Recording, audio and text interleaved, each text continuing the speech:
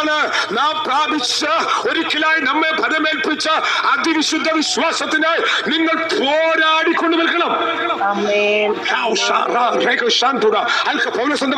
ഞാൻ നല്ല പോരുന്നു, ഓട്ടം തികച്ചു, വിശ്വാസം ഞാൻ കാത്തു കേട്ടോ, വിശ്വാസം കാത്തു ഞാൻ കാത്തു. 14 ദിവസങ്ങൾ സൂര്യനെയോ ചന്ദ്രനെയോ കാണാതെ കടലിനകത്ത് വലഞ്ഞാലോ, കപ്പൽ തകർന്നാലോ, സർപ്പമെന്നെ കടിച്ചാലോ, കാരാഗ്രഹത്തിനകത്തിന്റെ പൂട്ടിയാലോ, പലവട്ടമാപത്ത്, പട്ടിണി, പൈതാക, കള്ളന്മാരുള്ള ആപത്ത്, സുജനത്താലുള്ള ആപത്ത്, എന്തൊക്കെ അനുഭവിച്ചാലും അതിന്റെ എല്ലാം നടുവിൽ ഞാൻ വിശ്വാസം കാത്തു. ആമേൻ പറ യേശുവിന്, ഞാൻ വിശ്വാസം കാത്തു.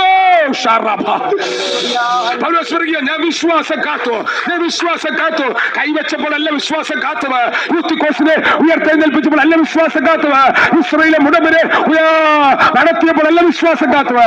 ഞാൻ വിശ്വാസം കാത്തത് കാറ്റോ കടലോ കരയോ ആകാശമോ സൂര്യനെയോ ചന്ദ്രനെയോ നക്ഷത്രങ്ങളെയോ കാണാതെ 14 രാവും പകലോ ഞങ്ങൾ മുഴുവൻ ഇരുട്ടിനകത്തായപ്പോൾ അതിന്റെ നടുവിൽ ഞാൻ വിശ്വാസം കാത്തവനാണ്.